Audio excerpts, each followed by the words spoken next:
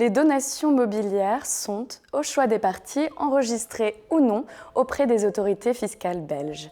Le taux des droits d'enregistrement oscille entre 3 et 7% selon la région compétente et le lien entre la personne gratifiée et le donateur.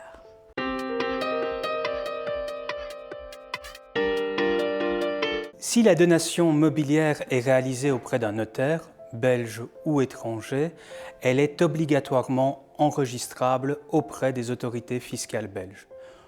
De nombreuses donations peuvent être réalisées sans l'intervention d'un notaire. Pensons à la donation manuelle, à la donation bancaire. Pour ces dernières donations, aucun impôt n'est dû si les parties décident de ne pas enregistrer la donation auprès des autorités fiscales et si le donateur ne vient pas à décéder dans les 3 ans de la donation.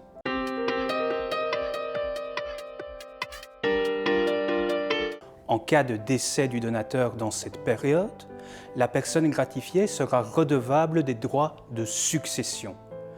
Ces droits sont progressifs et atteignent jusqu'à 30% si la personne gratifiée est l'enfant du donateur, le conjoint du donateur et dans certains cas le cohabitant du donateur, et l'impôt successoral atteint jusqu'à 80% dans les autres cas.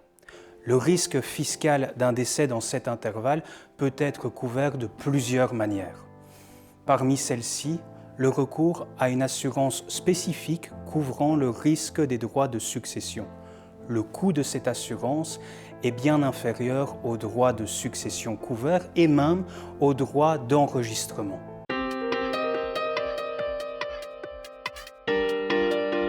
Comme il fait particulièrement bon vivre en Wallonie, le gouvernement wallon a décidé de porter cette période de 3 ans à 5 ans. Il convient donc dorénavant de distinguer 2 types de donations.